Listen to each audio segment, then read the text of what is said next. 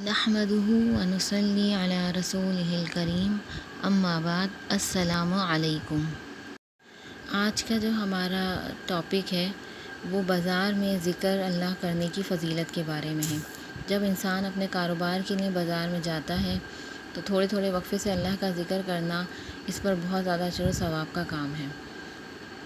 حدیث شریف میں ہے، جس جگہ لوگ اللہ تعالیٰ کی یاد سے غافل ہوں وہاں اللہ تعالیٰ کو یاد کرنا ایسا ہے جیسے جہاد سے کوئی پیٹھ موڑ کر بھاگتے ہوئے انسانوں کے درمیان کوئی شخص ثابت قدم رہے۔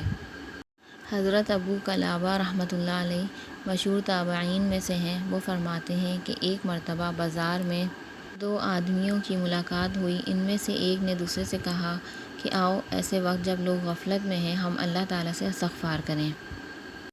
یہ سن کر دوسرے نے استغفار کیا اور اس کے بعد ان میں سے ایک کا انتقال ہو گیا، اور دوسرے شخص نے اس شخص کو خواب میں دیکھا۔ وہ کہہ رہا ہے، جس شام ہم دونوں بازار میں ملے تھے اس شام اللہ تعالیٰ نے ہم دونوں کی مغفرت فرما دی۔ سبحان اللہ۔ یوں تو بازار میں جس ذکر کی بھی توفیق ہو جائے وہ خیر ہی خیر ہے، لیکن بعض اذکار کی احادیث میں بہت فضیلت آئی ہے۔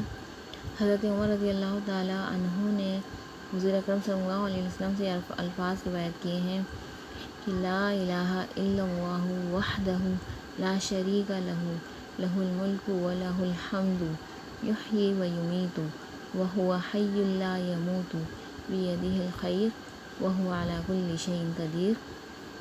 حضرت صلی اللہ علیہ وآلہ وسلم نے ارشاد فرمایا، جو شخص بازار میں داخل ہو کر یہ کلمات کہے تو اللہ تعالیٰ اس کے لیے ہزار ہزار نیکیاں لکھتے ہیں، ہزار ہزار گناہ صغیرہ معاف فرماتے ہیں اور ہزار ہزار درجے بڑھاتے ہیں۔